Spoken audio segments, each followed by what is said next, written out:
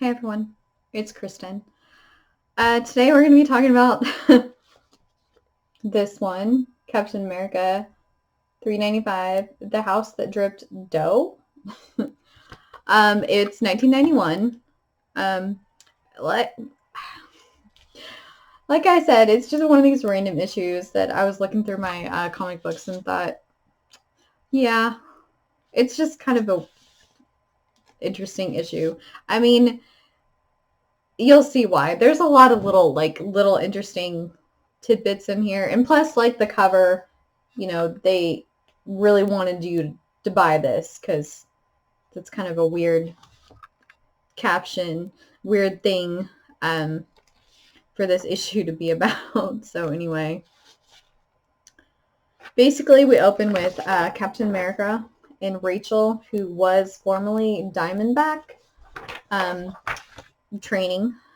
Um, and basically, it talks about how she's giving up being Diamondback in order to be a secretary. Yeah, an executive secretary. I'm like, okay, interesting. Anyway, it's pretty funny. Just that I don't know. They would basically make her like a stereotype of a secretary for the Avengers anyway. And then we have this, which is weird.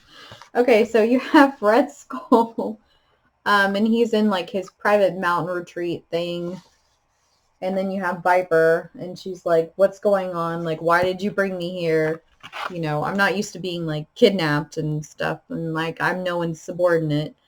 And he's like, "Well, of course not. All I want to do is like finance your criminal enterprises. Like I have my hands in so many different things that I just want to add yours to them because I think you're like brilliant and you're great and all this stuff." And anyway, and then it's just like gets creepy from there. And he's like, "Why don't you join me?" And you can see, like I said, unzipping. Then they're in there having drinks. Like I said, creepy. Oh gosh, it gets worse. Trust me, gets worse from there. And then, like I said, there's Rachel, and they're talking about her being a secretary again. And here's Thor, but it's not like Thor. It's like Eric Masterson Thor. And basically, they merged. Eric Masterson, he was an architect that got injured, and Thor merged with him in order to save his life. And so, really, it's Thor, but it's not Thor. It's Eric Masterson as Thor, if that makes sense. Like, we've talked about this before. Comic books are so much like a soap opera. They're like really complicated storylines, plot lines, and yeah. And Captain America is kind of getting on to Eric Masterson Thor because he's not very experienced as a superhero, and he let some bad guys go, and because Hercules was like, yeah, you should just let him go or whatever. And so basically Captain America is saying, well, you're going to be a trainee then. And then basically you have these three bad guys who are fighting over being Red Skull's like number one guy. It's Mangler, Deathstroke, Cutthroat, because you get a guaranteed 7-figure salary. I mean, I guess that would be like in the millions, so that's pretty good, even by today's standard, because this was like 1991, so even today's standard, millions are still a lot of money. So they're all beating each other up, and like Deathstroke at one point says, "I know 37 ways to kill a man with my feet alone." Anyway, and then the one guy says, "One of them isn't coercing someone to smell them, is it?" Like I said, goofy. And then you have, like I said, creepy Viper, Red Skull. Like you can see she's in a robe, obviously, so that could imply any number of things. And she also says, you're an intriguing man, Skull, and a far better physical specimen than I imagined. Oh, though pleasure is the least of my priorities, it may be a pleasure doing business with you. Like I said, creepy. And then, of course, he's like, the pleasure is all mine. Now let me show you the, and then he gets interrupted because his communication thing, says there's trespassers at his house. So basically it opens at the beginning of this comic, like Red Skull's supposedly dead, but of course he's not dead. I mean, like, he's supposedly died so many times and not really been dead. Anyway, so you have like the Eric Masterson Thor and Captain America going to Red Skull's like house, his estate, to see like if they can get any clues from the house, like to his whereabouts, or if he's really dead or not. And so, and Captain America being Captain America, he says, okay, here's the routine. With a search warrant tucked firmly under my belt, we go to the front door, knock, and after identifying ourselves, this is the Avengers, open up, or we're coming in, we walk in. And Thor says we can't just blow in like gangbusters. And Captain America says not without cause. Basically, like I said, it's Captain America. He's very by the book, which is kind of one of the reasons I like him, because it's just, it's different than most heroes, because like Tony Stark, Iron Man would just like bust in and, no big deal. But I don't know, I kind of like that Boy Scout aspect of Captain America, just because that's what makes him different than most of the other heroes. And Captain America, says to him, be careful, the house is probably booby-trapped because it was last time we were here. And then here you go. This is where the cover comes in. And he's like, the ceiling, something's dripping from it. And it is the villain known as Doughboy. I had forgotten, like I said, I had forgotten about, forgotten there was such a villain. So it's just funny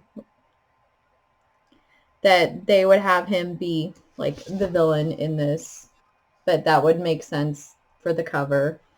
But like I said, it's just kind of funny. And, Thor's like, well, let me just, strike him, bolt of lightning, that'll put him out of commission. And Captain America's like, no, you don't know how well of a, conductor he is. It might fry me also. So anyway, and then we see like, basically that Zola's there, and he basically tells, Doughboy, hey, take care of him. And, they're like, where's Red Skull? And Zola's like, oh, well, he's dead, whatever. And they're like, that's not true. And then they have this very little, like, random comic at the end called The Big Brawl with a bunch of super villains. It's like Bad Girls Inc. That's what it says. They're in this bar. And basically, two of them are like, hey, this looks like these two are the ones with the price on their head, like 10,000 grand dead or alive for, per girl. And they're like, oh, you must be mistaken. We're not who you're looking for. And of course that starts a fight. Like I said, it was just like a weird kind of just tag to the end sort of thing on there. Just this random fight between these super villains. And then you have like the one guy, I'm pretty sure his name's Crossbones. Why do I don't know. He's just like, why can't I even have a drink in peace, Like, goodness gracious. Like I said, very random. And then this, like, lady, She calls herself Impala. She just like shows up randomly and starts helping the other two.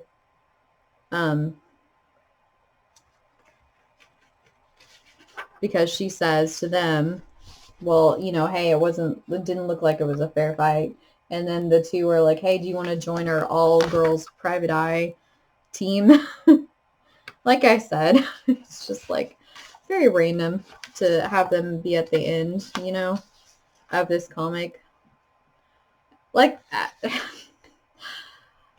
like I said, this issue was just one of those random issues that I was like, I had totally forgotten about that issue. Kinds of random stuff in there, like the whole Eric Masterson Thor, and then the house, the Drift Dough, which is actually Doughboy, which that's a really like terrible name for a villain, because I think Doughboy, I think of someone who eats a lot of dough, or like the Pillsbury Doughboy, like the cute little, you know, you poke him in his belly and he goes, makes that cute little noise.